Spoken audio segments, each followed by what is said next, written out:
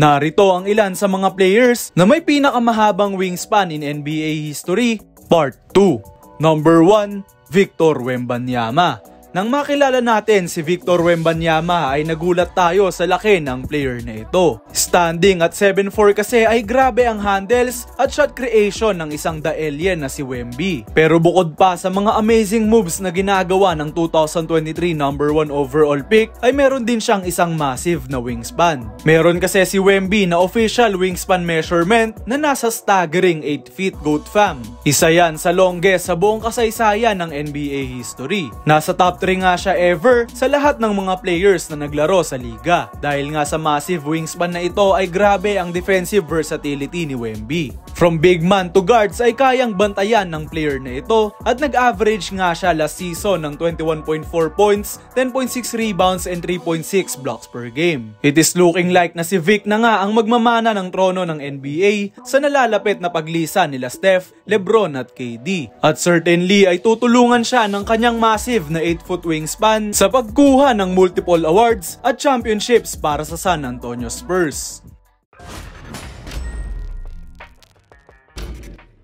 Number 2 sa ating listahan ay si Kevin McHale. Isa si Kevin McHale sa mga greatest power forward na naglaro sa NBA. His time with the Boston Celtics ay nakapag-uwi nga sila ng 3 kampyonato at meron din siyang 7 All-Star selections at napabilang sa 6 na All-Defensive Team selections. Ang tumulong nga para makuha ni McHale ang mga award na iyan ay ang pagiging skilled niyang big man at 6'10". At isama na rin natin ang kanyang napakahabang wingspan. Minsang binansagan na The Torture Chamber, meron ng big man na ito na official wingspan measurement na nasa 8 feet nga GOAT fam. Kapantay niya ng haba ng wingspan si Wemby despite having less than 6 inches sa kanilang height. Dahil sa napakahabang wingspan na ito ay nag-average si McHale ng 17.9 points, 7.3 rebounds and 1.7 blocks per game across his 13-year NBA career. Hindi na nakakapagtaka na naging Hall of Famer si McHale noong 1999 matapos niyang i-revolutionize ang power forward position sa kanyang panahon. All thanks to his skills, height at napakahabang 8-foot wingspan measurement.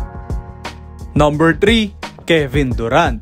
Isa si Kevin Durant sa mga the best scorers na nakita natin sa kasaysayan ng liga. Yan nga ay dahil sa combination ng kanyang skills, talent at ang kanyang hindi kapani-paniwalang haba. Tumatayo kasi si KD GOAT fam at 6 foot 10 inches and yet ay kaya niyang makascore from anywhere inside the playing court. Pero alam nyo ba GOAT fam na isa rin si KD sa mga may pinakamahabang wingspan sa history ng liga. He has an official wingspan measurement na nasa 7 feet and 5 inches GOAT fam. Kaya naman kapag tumira na ng pull-up jumpers si KD ay walang nakaka-challenge sa mga attempt ni Slim Reaper. KD makes the game unfair at nakapag-uwi na nga siya ng 2 kampyonato noon para sa Golden State Warriors kung saan siya rin ang itinanghal na Finals MVP. Sa ngayon ay meron din siyang 14 na All-Star appearances at 11 All-NBA selections, cementing himself as one of the best players na naglaro sa buong kasaysayan ng liga at sa ating henerasyon.